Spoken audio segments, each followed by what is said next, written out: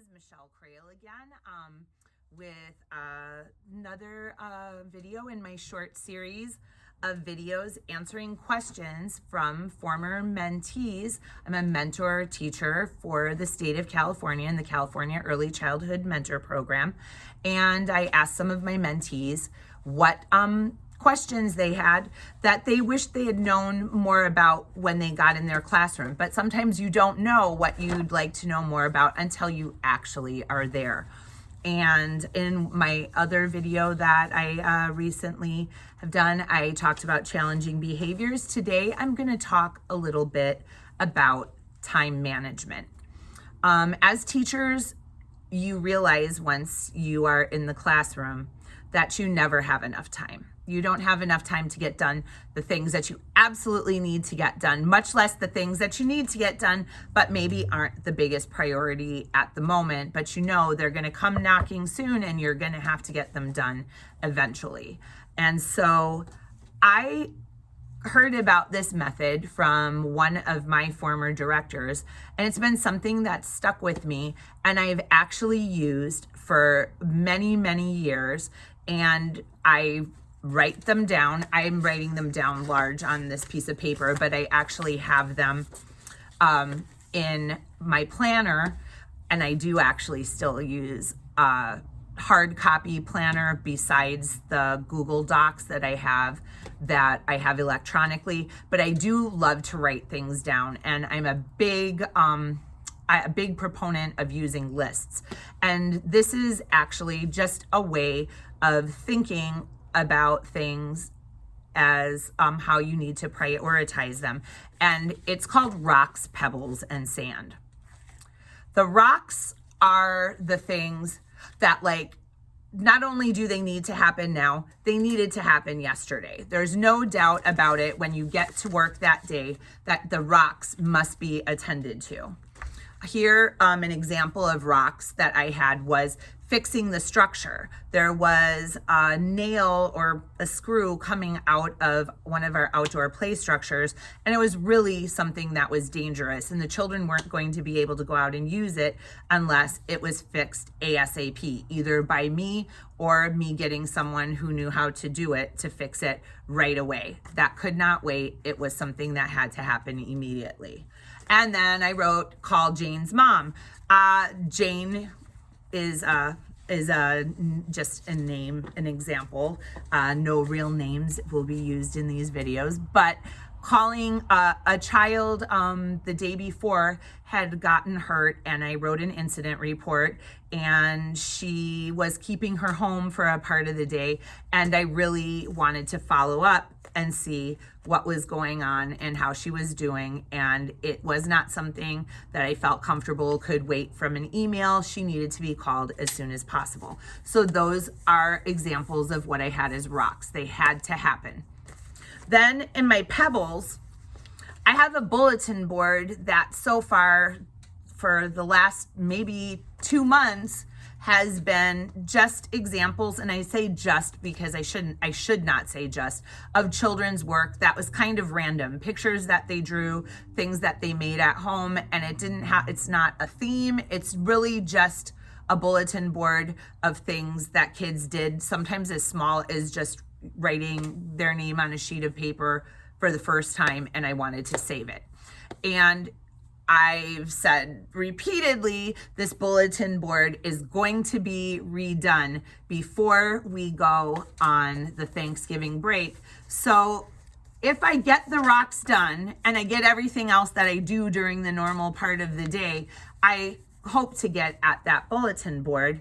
And also, the children have folders that they take their work home in, and they take artwork home in it. I'm in kindergarten, so they do take some of their kindergarten work home in it, and the folders go home and come back every day, and their folders are getting a little tattered, and some kids are more tattered than others, and they need new folders. They don't need them today. Like, it's not quite a rock yet, it's a pebble. And if I can get it done and I get these things done, I need to either find somewhere in school where maybe there's some mystery box of folders that exist, or if there aren't any and I look around, I need to order some new ones. And then the sand. The sand is things that need to happen.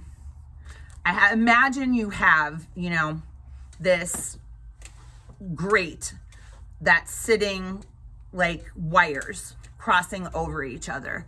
The rocks are pounding down. They're pounding down. They can't fall through the grate. They're sitting on top. They're pushing down hard. They need to get done. The pebbles, they're raining down hard. Some of them are slipping through. They're making a lot of racket, but they're not as much of an emergency as the rocks. And then the sand, it's the stuff that just trickles through the grate and goes down. You need to catch it eventually, or it's going to become a rock if you don't ever get at it.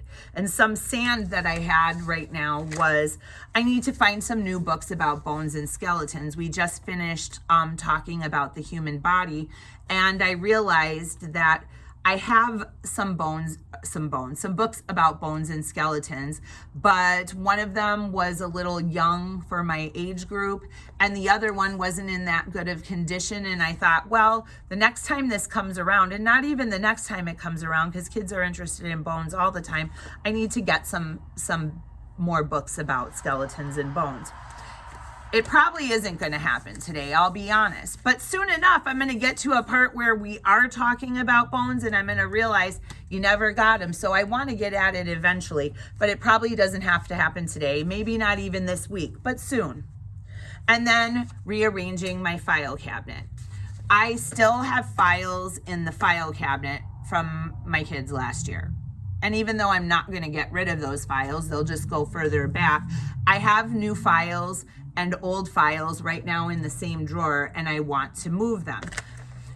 It's not urgent, but it would probably be easier for my co-teacher right now if it was separated. And I know that it's probably not something that maybe is going to happen during a normal school day. I might actually stay late one day to do this, but eventually it is going to become a problem, because if I don't get at it soon enough, I might end up with new kids and not have enough space and I'm going to say I really wish I had moved those things, but eventually I do need to get to it.